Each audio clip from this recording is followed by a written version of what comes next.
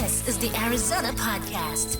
Stories about the people, places, and events found along the highways and back roads of the Grand Canyon State.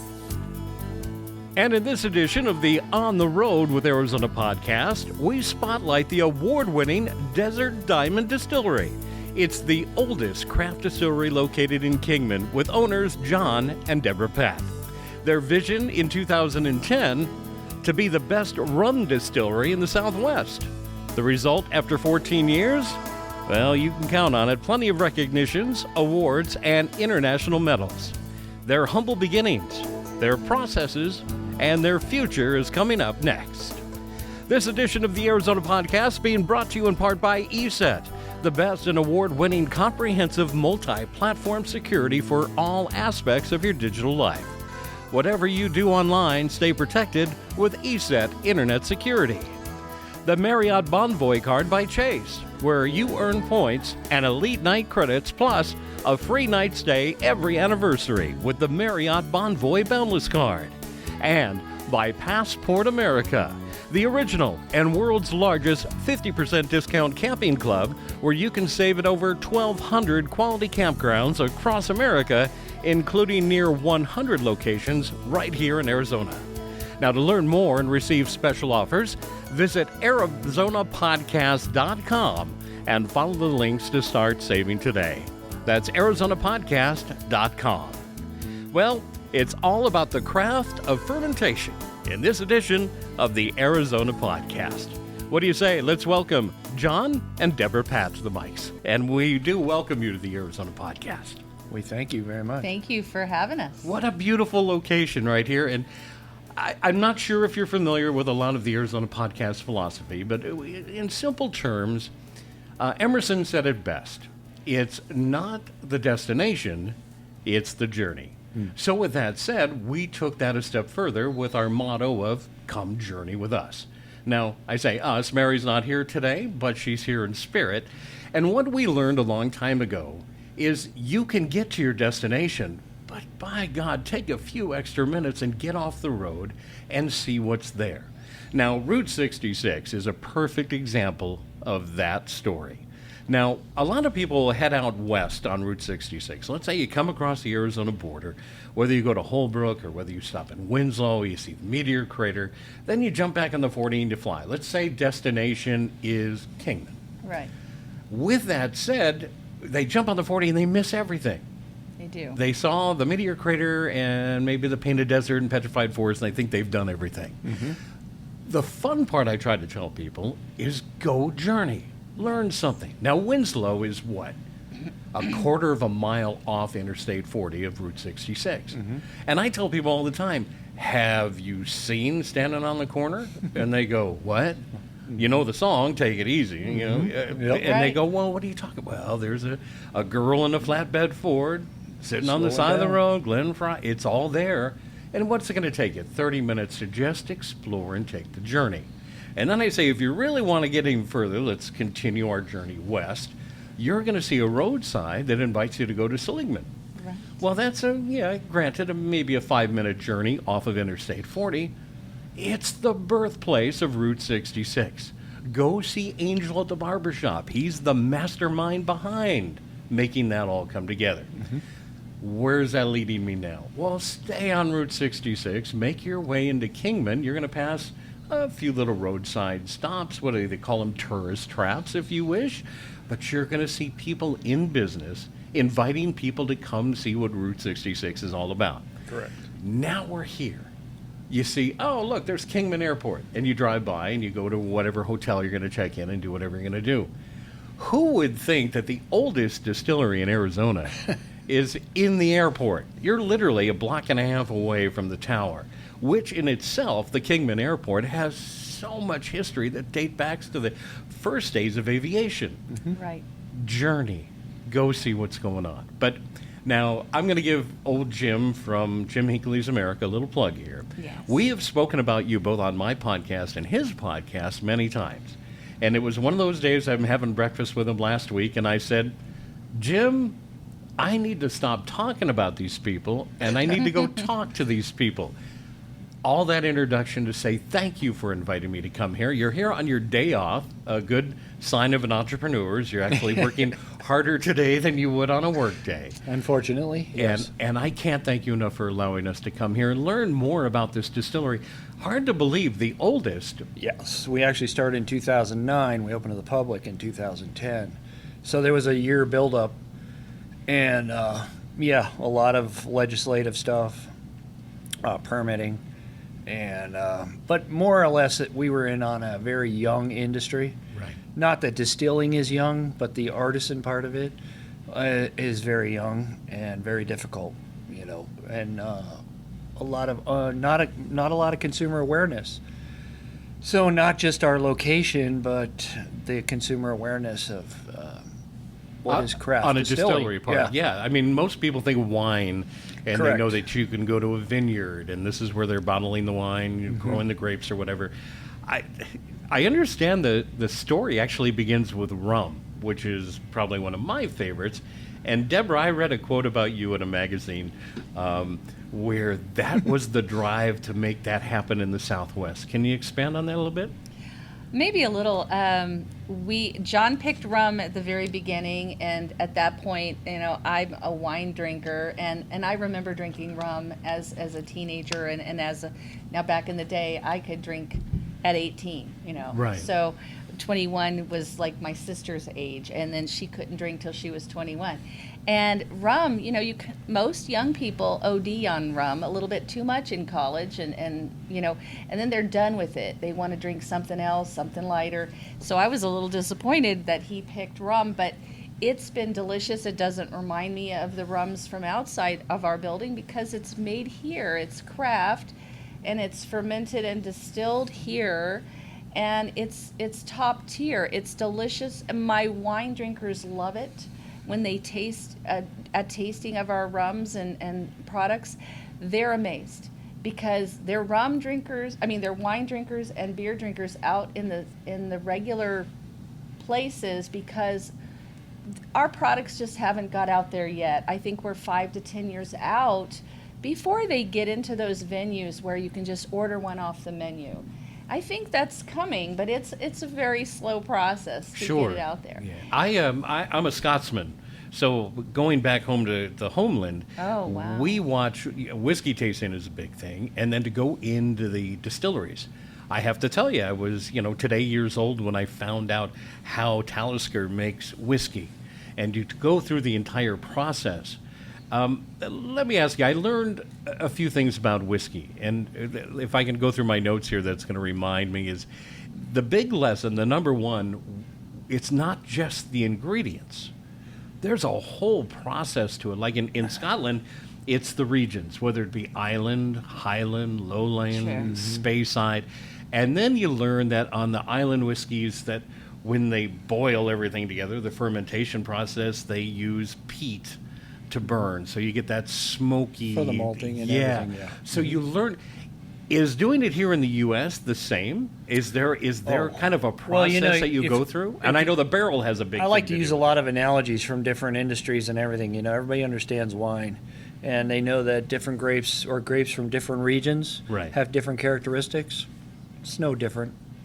So you get that same effect with the raw materials are very important. Your fermentation, your yeast, your methodologies, all of these things are going to contribute to totally different characteristics. I always like a simple analogy, a painter has a paintbrush painting a canvas, but are you making stick figures or Rembrandt? Right. In other words, the basic process of distilling is very simple, but there's a lot of nuances to go into it to create something. And once you come up with that recipe of all levels, not just the recipe of ingredients, but the process of, and then what cask do you use to age and for how long, you come up with a winner, and then it all kind of works out real well, and it stays. What's the word I'm looking for? Consistent. You have to. Yeah, it stays. The consumer, at some point, that's where I have more play when I say my play toys are my whiskeys because I can do a lot of different things. Right. But with my rums, they have the consumer now has a conceived notion of what they expect with certain ages and certain styles. So I mentioned the word Desert Diamond Distillery, and we have the nickname for you guys, which is D3, but people don't know you by that. They know you by your label name over here, which I find kind of interesting. What's the story behind that? Let's talk about it. Let's talk about that. That's what they know you by. Well, I mean, let's face it, Arizona is not, mining is a huge part of Arizona. So we kind of started with that theme. And I don't know. It's a combination of different ideas and different creativity. I'm very fortunate, and my wife and my eldest daughter are very graphic design, very artistic. Right. And that's an incredibly important part of the marketing. Marketing. Yeah. And we were, for lack of a better term, we got lucky. I don't know if it's all luck. I mean, you have a great product, so I mean that's where the awards come from. I just mean as far as the appeal of our bottles and everything, and our labels. Exactly. Yeah. It's there was a lot of thought process to it and everything, and we were very fortunate that it has worked out. The consumer and we've had 3 New York design houses come through here who are, owners or work there, and asked me who did the labels. They wanted to know. Uh-huh. They said, this is what we want our designers to do. And then a lady from the Oregon Institute of Art also did the same thing to me. She has said, who did the artwork of these labels? Yeah. And we said we did, and she said, this is what we want our students to do. Yeah. So after the 4th one, I was like, well, I think we did an okay job. You did an okay job. It's not like you were going to go on Shark Tank and they tell you, we don't like your label. That's well, they may still not, but they know better than me. To me, I love again, the journey. Not a lot of people know that this is here. And let me tell you, it is a journey to get here. I mean, you guys did a journey to get here. Who would have thought that you would find a distillery such as this right off of the runway of an airport in Kingman? And it is off of Route 66. Mm-hmm. You have to come in about a half mile to get here. Right. I find it such a great story. And here it's your day off. And we're doing video casting for the first time. So you guys are my guinea pigs. So this is going to be, Schroeder's cat story, where I'm going to go home, I'm going to pull the video card out, and either there's something there or there's not. So we're going to see what happens. Now we call it a journey, but when we started, everybody called us insane. Of course, with a capital I. And that, Well, I brought that up because you can see the labels that we were just talking about. And I'm going to put some B-roll in the video. I don't know if it will come to fruition or not, but I'd like to take a look in the back, and we'll talk about that in a moment, the equipment that you use. One of the other things is the Pullman train car out front. When you pull up, you're not expecting to see that either, that you have that. And that's an old, what is that, the Santa Fe, the old Atchison to Topeka and the Santa Fe rail cars. And then you have an old caboose in there, which you've turned into like a bed and breakfast, which I found that on another website as well. So that you have your tentacles out. You're doing a lot of things to make people know that you're not just... We've tried to create a little oasis. I understand. Yeah.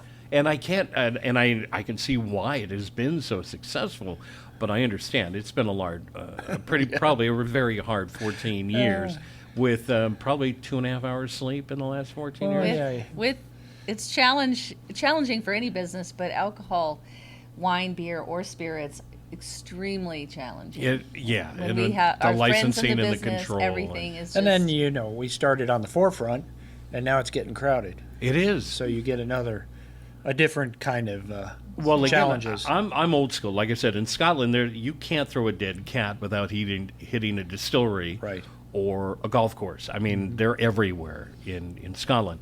And in here, to say the least, wineries are the same way.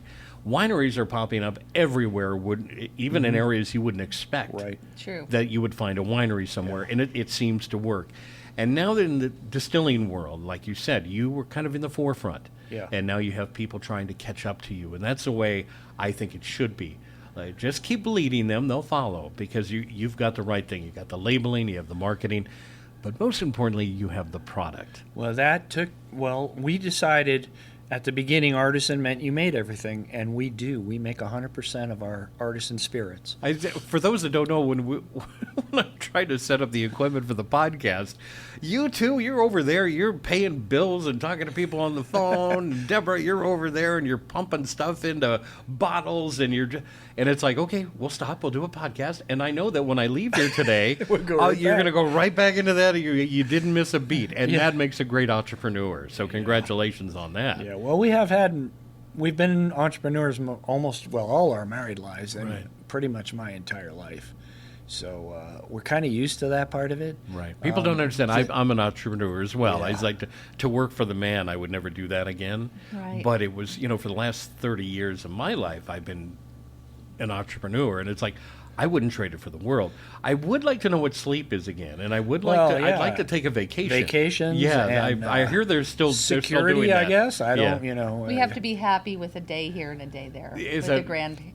Yeah, So yeah. Well, that's Yeah, it. fortunately, Mary and I the we're same way. grandparents, and Yeah. that has changed we do sneak away and find Well, some you of have that- to, and that road. as a grandparent now. See, I'm located in Fort Mojave, so I'm right on the Colorado River. Mm-hmm. I have 2 grandkids in Salt Lake City and 2 grandkids in San Diego. Mm-hmm. So I'm Okay. forced to get on the road and go That's see them. us, we're forced. And yeah, you can see I'm twisting your arm to go see your grandkids. Mm-hmm. It's like it's something if you want us to, I can brag for hours.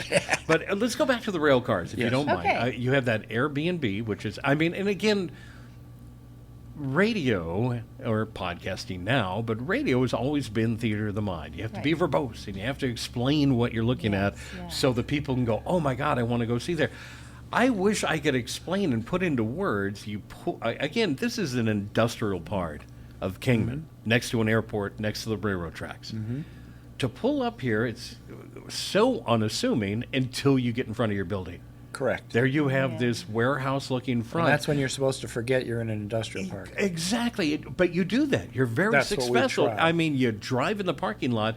Right now, I'm looking out the window. I see the old Pullman. I'm sitting back going, okay, you've turned that into a restaurant. What is the Lost Rail Car Kitchen? Right. And- I'm glad you mentioned that because we would love to find a chef for that. We're trying to rent it out to somebody who can bring food to this side of Kingman. We've got nothing out here. There's literally nothing out here. There's- We have the airport cafe, and they do Well- a very good job. And I forget about them because we eat there all the time. Well, yeah, it's like, that's just like your take own them for kitchen. We're trying to granted. bring alternatives, different, A different Right. style of food. And Somebody you- who something maybe to- can do dinners. Yeah, and stuff. I read something somewhere that during the lunch hour you had been doing paninis, or you were doing We were. bread and We did that. We did and that for 2 years. cheese plates. Yes, and- we did that on our own, and it pretty much is going. We could see that we needed to focus here and just. That was taken. Yeah, you can only give 100% so much. Yes. You can't have 100% tasks in. Right. Even as an entrepreneur, you can't give 100% to the kitchen and 100% to the distillery. So it does Well, we're a catch up. tad with you. older than we were. Just a small, a wee bit. Yeah. Yeah. Once you said grandparent, It's, But yeah. the venue up there, the It's beautiful. 100-year-old train, and it seats 20. It's just gorgeous, and car number 30 in the history books. That's right.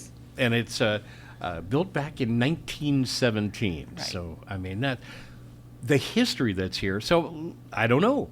Is there a listener of the Arizona podcast that You never just know. doesn't want to work in the kitchen anymore at Denny's, or is running his own kitchen at some beautiful Wanna be hotel across semi-retired, America? whatever, yeah. I I want mean, to come it's- out to Arizona. I want to retire anyway. Maybe Yeah. I can do this. So they can contact the two of you anytime. A I would little vision imagine. with a beautiful venue. Yeah, it is Yep. gorgeous. I love the journey destinations. If Yeah. maybe this wouldn't be a destination for somebody to come and watch and see how a distillery works. I have to tell you, I was captivated to find out. And the first time they opened the lid and they stuck my head in there and told me to take a whiff, I'm still remembering that day. Mm-hmm. Yeah. I don't recommend it, but I remember that day very It's well. kind of like my kids say when they come here, which doesn't happen very often, but when they do, it's, didn't realize there was that much that went into it. Yeah, you know what? Now, I didn't see it here, and I have to tell you, in Europe, it's a whole lot different when it comes to the liquor tax. So, I don't know if you're aware of this. In Scotland, the tester that is going to, and everything's the old copper tubes, and they come down, and it comes into a separate locked room. It's metered. Yes. and it has a clear little vial of where the whiskey's coming through. Yep. And then It's metered and measured. Yeah, and you have to wait for the inspector to come in, and he'll stand there, and they will unlock this little meter glass viewing area. And just for him to sample, to make sure that this is exactly what it's supposed to be, he'll sample it, they lock it back up again, and then they charge them for the amount of whiskey that they took out of the line in a tax. Yeah. Right. So, I mean, this is so governed. We So, are too. Yeah. No, I But didn't- not in the same manner. Right. A little bit more honor system until it's in the bottle, and if it moves, then you're going to get taxed. So talk about the equipment itself. Can we go through the process of Absolutely. what does it take to make it? And again, I believe you're known for rum, but you have a nice laundry list of I make some good whiskey. You too. have some whiskey I in really there. do. I and do I I have saw an 100 agave thing in there too, right? Are you? Well, that's our most popular rum. I gotcha. When we started, remember, I started with a basic concept that I make rum in Kingman, Arizona. So I didn't want to copy the Caribbean. I didn't want to copy really anybody. So I didn't really want to do a spiced rum. I wanted to do something that really said Southwest. And we came up with this recipe, the agave flavored rum, and it has been very good to us. It's a little sweeter, drinks like a honey whiskey kind of, has a nice tequila nose, and it literally has been Quite very successful, good to us. yeah. So But talk about I the use the equipment. dark rum as a base. A lot of people seem to feel like we make the rum from the agave. We do not. Gotcha. You take the name agave. Does that? We use agave flavored rum. Gotcha. Okay, it's a dark rum base. Gotcha. So that's important. And then with all the other ingredients that you put into it, you have the mix down. Correct. It's all organic too. Yeah, you're right. So As far as process, fermentation's a lot like beer and wine. Remember two things. Basically, it's just as important as making a good beer or wine. Right. I have one shot at it. If I don't make something good, I have to throw it away. Right. It's not. I can concentrate any alcohol, but if something's bad to start with, I only make it worse. I'm a concentrator. Right. So the process is still the most important part of the entire production. Right. It is, where else are you going to draw flavors and aromas from? And that's what we do. Well, being in the Southwest, when in Rome. I Yeah. mean, But the big difference in what I do is beer and wine, that's pretty much a finished product. So I'm going to vaporize and condense away. So it allows me a little luxury, and as far as I don't need to do a complete fermentation. gotcha. And how long is the process from start to finish? Fermentations is about 6 days. Right.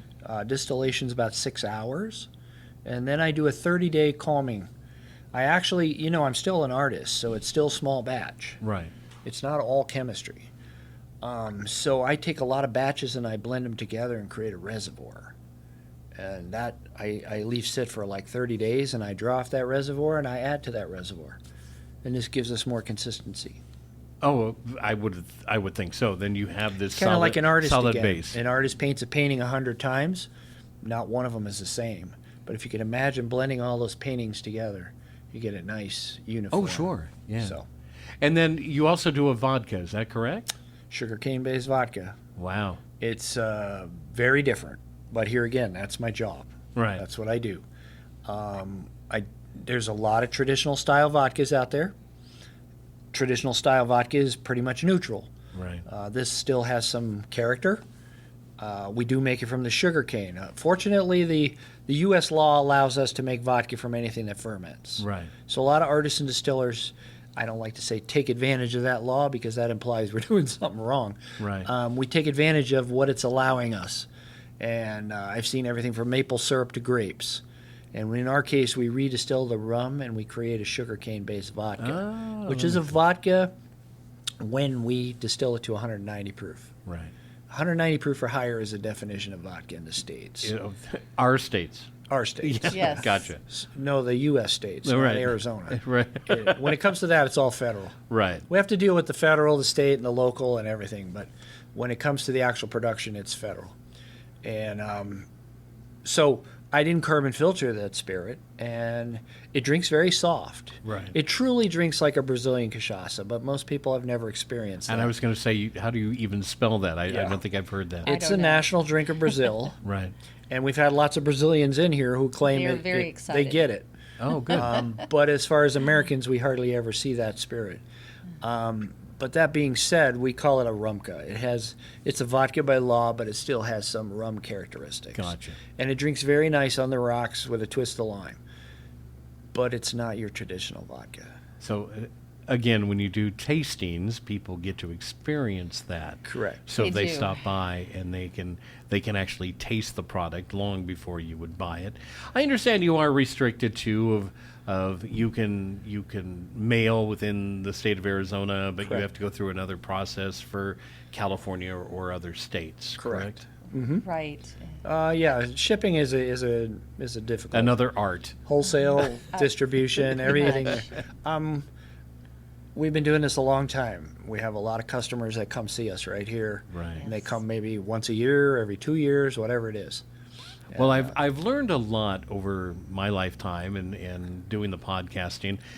Being from San Diego, there's two major industries when it comes to that. One, San Diego holds the honor of having the most microbreweries in like the world or something. I mean, again, you can't throw a dead cat without hitting a brewery in San Diego. It's everywhere. And you touched on being consistent. If you have something that you don't like, you toss it out and you start over. don't have That's much the hardest. choice. Some of these people don't do that. And they just, you open the door and you go and people come and this is what they're supposed to do. Yeah. And then our home in California is a stone's throw from wine country in Temecula. And each one of those vineyards does something so uniquely different with the grapes that they have. Correct. And people, I had no idea the concept of wine tasting till you do one. And then it's like, oh, I see how this concept works. And then you multiply that by the amount of wineries that are out there. Right. And you definitely get to, even though it's the same region, like if you were to go to, mid part of California, if you went up to, why have I just forgotten Northern California, wine country? Napa, Sonoma, yeah. Sonoma. Yeah. So each region, again, does something different, and they offer. I was tickled to find out that there was a distillery here in the Southwest. And again, Deborah, when I was talking to you on the phone, it was so interesting. The concept was we needed something here, and you were glad to be a part of that birth and conception. This is now where I want you to put feathers in your cap. Let's talk about what you had hoped for. One, when I read the brief history of D3 and what you wanted to accomplish, you have accomplished that. I don't know if you have a laundry list in the back room in the office that there's a few check marks missing. As far as I'm concerned, just by reputation alone and by product alone, I think you've achieved that. But let's put the feathers in your cap. Let's talk about the awards that you've walked away with in such a young age. Yeah. I'm not much for the awards. She'll describe the awards. They're tremendous. I know, but that's what makes it if I'm going to to toot my own horn, it's that I get to play in the big leagues now. Right. It's kind of like, I'll use a baseball analogy. I'm not stuck in the minor leagues. Right. And I didn't get called up to the majors for one pitch and go back to the minor leagues. Right. You're still there. I've played there for now about 5 years, and competitively. Right. And that's, for me personally, that's what you look for as a career, I think, is to reach those upper limits. Right. But for those that are listening, they're going, well, why would I want to go by this distillery? The awards mean something. That raises eyebrows every once in a while. This is absolutely true. Yeah, it does raise an eyebrow. I always say all the awards in the world don't mean you're going to like our stuff. Right. What it means is it's worth trying. At least it's worth try it, taking yeah. the time to come visit us. And that is the validation that we have achieved. So my page is missing all the awards, but I imagine you have at the top of your head. So Deborah, share with us what you. I know that just recently in the last Yes. 4 years, Yes. you've got some international acclaim. So let's Right. pat you on the back. Right. And so the two major awards that we put our products in, or contests, are the International World Spirit Competition out of London And we've been doing that since about 2016, 2017, something around there. Everything we send in comes back with a medal. But in 2021, we really were amazed. We got 2 gold medals. Our 95 gold medal was for our 6-year barrel reserve rum. So 6 years in the barrel room. In the aging process. Yeah. And then our 97 gold medal, which ranked 9th, so it was in the top 10 in 2021, was our 10-year barrel reserve rum, our first rum that was released over 10 years old. Right. So that in itself was amazing to us. That was our first release. We sent it to the IWSC and received a huge gold medal back. Now, here comes 2023 last year, and we enter our 11th year into the IWSC, and we get the award back, and I swear we thought it was a typo, or we kept enlarging it and thinking it was an 89, but it was a 99. Giving us the top spot at the IWSC 2021. So we have been mentioned in 2023, excuse me. So we have been mentioned in a few little articles from Good the for IWSC, and when they're listing out those top rums in the world, It was actually we're a in perfect score. Yeah. And that was a perfect Which score. they hadn't had one in 2 years. Good for you guys. See, this is what I'm talking about. Some people listening right now or watching right now are wondering, is it worth the trip out? Maybe this could be a destination. However, again, it's the journey. So if you're planning to come to Arizona, as you know, we want you to see everything that we have to offer. Jim Hinckley, if you haven't listened to his podcast or watched him on video as well, he's still learning about things just in Arizona alone, let alone all of Route 66 to Chicago. It's here. Come look at it. And I have learned so every day I'm learning something new about it. I'm a Maui guy, so I had a program called Papa on Maui, and I would discuss all those little hidden gems on Maui. I was learning all the time. People would share with me things to go see, things to do. And I think D3 is definitely on the right rail, pun intended, There you go. to have people to come out and see it. If you're going to be anywhere near Kingman, come by, look at what they have to offer. And if you have the time, do the sampling. That's got to be, the tasting's got to be part of it. I'm not promoting drinking and driving. I may come in, drink a bottle, and drive home. Correct. We're very careful. That's, of course, but I want people to do that. And boy, I tell you, times have changed federally. In radio, we could never really talk about alcohol at all. Right. And then, oh dear God, if you couldn't drink on television, now we're popping bottles left and right. So things have changed and eased up a little bit. But with that comes responsibility. Correct. So regarding the tasting, and I'm glad you brought that up, responsibility, because our tastings are tailored to be the same amount of alcohol as a typical wine tasting. So you usually get 5 wines in a tasting. Right. We have 5 liquors in a tasting, but they're much smaller. Smaller. These You're are not 1 ounce. Ours are 1/4 ounce. right. So it's equal in alcohol. And people are a little nervous sometimes when they come in because they're worried they are picturing large amounts. Sure. And it's a palate taste. And sharing Correct. is caring is our motto. Some places do not allow you to share. We encourage it because we know somebody's driving. We want Right. you to just taste it to see if you want to take home a bottle because it's so nice on the palate. You can really enjoy it. And it's really not what you know, a lot of people have a preconceived notion walking in the door, Right. and we usually let that down. Good. Or we burst that bubble. You try to burst that. Yeah, let's go on the upscale I mean, there. we're literally in a great unexpected or a surprise. Let's put it that Right. way. And that's that we like that feeling. So we've When people have no trouble telling us that they're totally blown away, or it's not what they expected, or however they express it. But that's what you're hoping for. Yeah, Right. You don't want them to think Correct. they're going to come and have the usual. You Right. want it to be different. correct. Wonderful. And way above their expectations. Way above, You're yeah. right, yeah. So what's the future for Desert Diamond Distillery? What's on your Slow progress as far as the alcohols. Right. I've reached a point now. I just released a 12-year rum. I just released a 10-year wheat, 100% wheat. Wheat whiskey. So I have a lot of, I'm at that point now because we made everything. where it was very difficult to start with. You don't have a 12-year-old spirit if you don't wait 12 years. Right. Yeah, you have to work with what you have.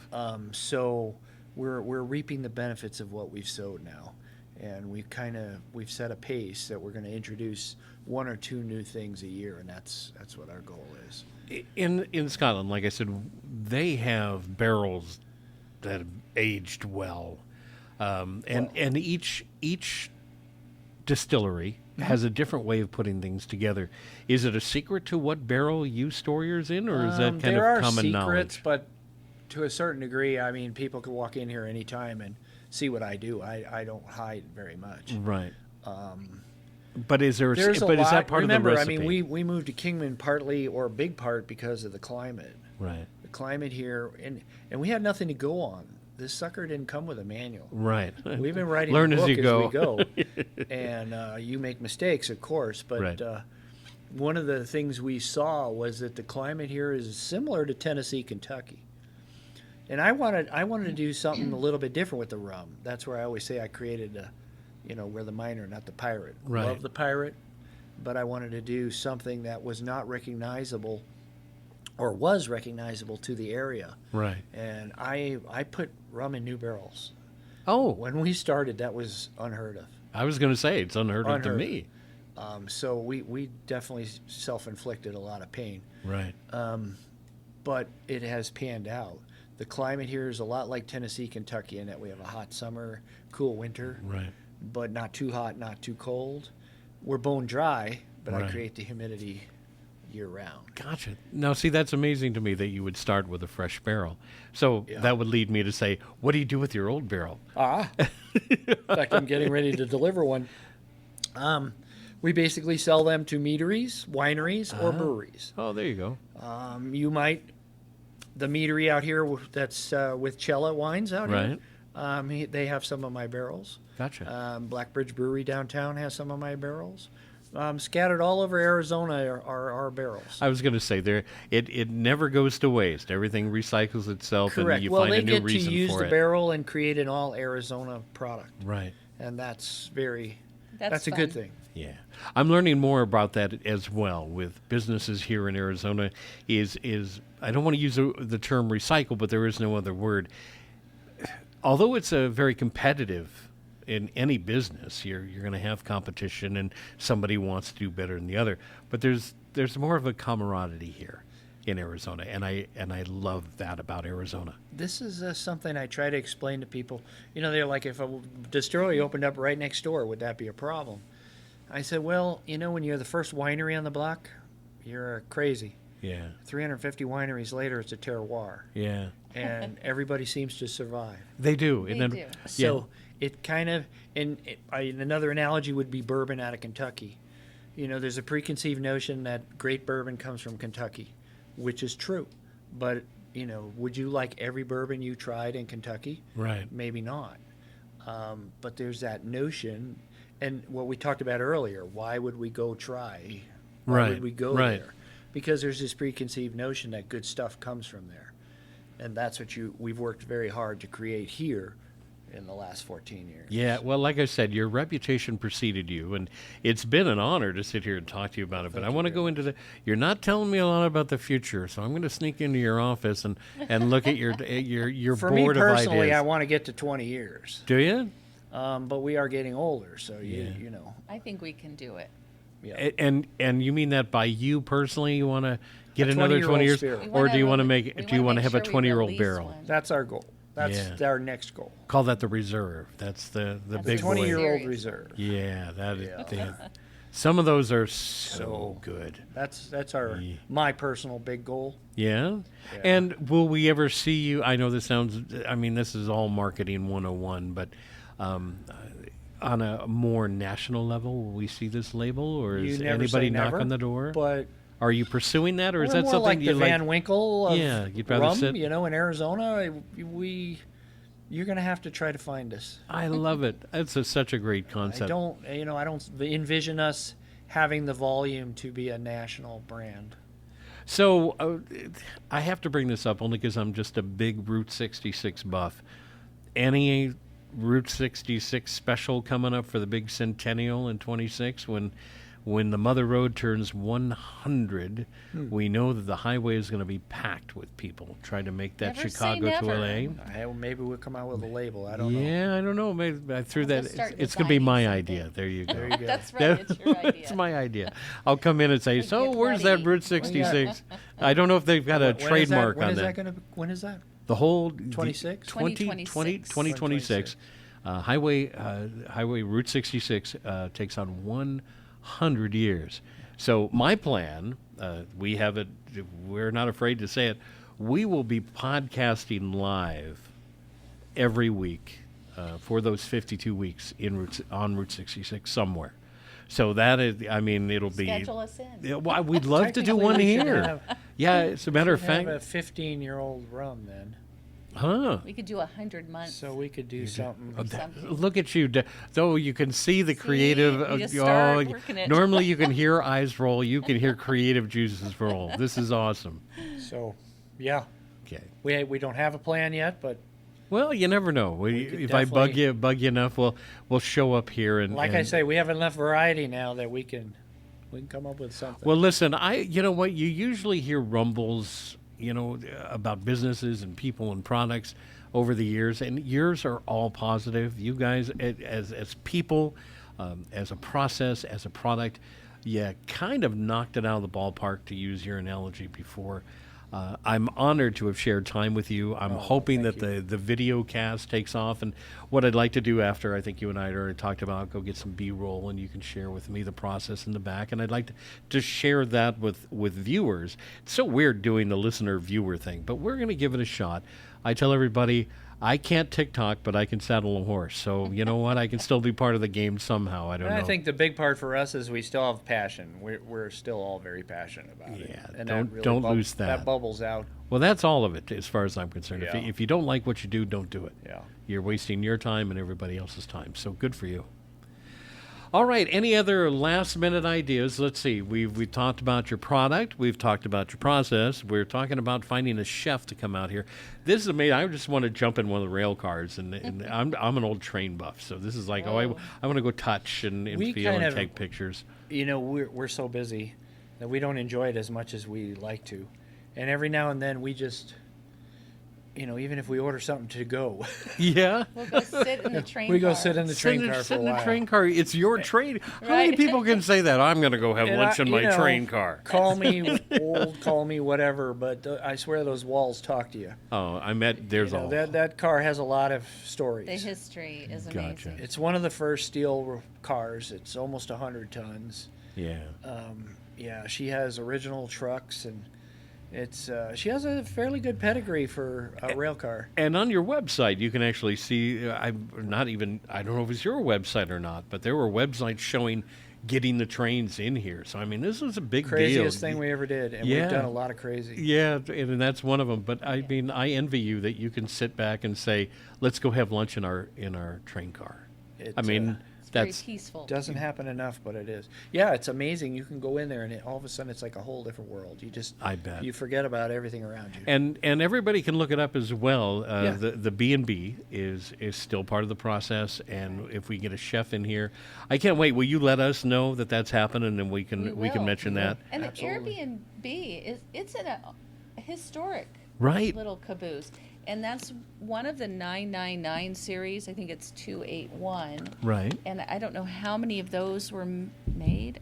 Or how many are left? I don't know how I don't many know are any of left. that. I don't really know. This one is 1948. Right. So it's riveted. Yep. It's Wow. not welded, so riveted, and it has a history here in Arizona. We actually And it purchased that sleeps from. 2 comfortably. I Yeah. imagine it could sleep 20 comfortably, but I imagine it's designed for 2. I can't It's remember divided, with it. yeah. It's a caboose. Cantina in Tempe. They had, I believe, 6 of them, and one of them. This is one of them. Wow. Yeah. So it's been in Arizona and historically been around here for quite a while. And BNSF allowed it on the tracks to get And it they- over here, right? No, we Oh, trucked we everything. Oh, we trucked it over. And then the Pullman, she actually ran here as a camera car. Ah. One of the original, one of only maybe 1 or 2, I don't even know. But the front is notched where the camera used to be. Right. And she ran from Williams to Grand Canyon. creating one of the first simulators for. And that's the largest one. Right. Yeah. Yeah. So she ran many miles here in Arizona too. Yeah, and she still has a lot of life We kind in of her. feel like we're bringing them home. Well, it's greatly appreciated. Thank you both so very much for letting me hang out with you on your day off Thank and, you. and be a Thank you part of for this and the making us a part of insight it. and I get to hang out for a few more minutes. So again, I wanted to give a special thanks to the Patts of Desert Diamond Distillery for hosting the Arizona Podcast with their awesome hospitality. And a big shout out to my beautiful bride, Mary, for always being my Wendy to my Peter Pan. It does mean a lot to me. Most importantly, a big thank you to you, the listener, for taking the time to download and to listen to our podcast. And please do us a favor, follow us on Facebook, Instagram, and hey, subscribe to our new YouTube channel. You'll find us at Arizona Podcast. It is the Arizona Podcast, a proud member of the On the Interstate Radio Network. Program terminated. Thank you for listening to the Arizona Podcast. For more information on our podcasts, the people, places, events, or the sponsors heard, visit ArizonaPodcast.com. Available for download everywhere.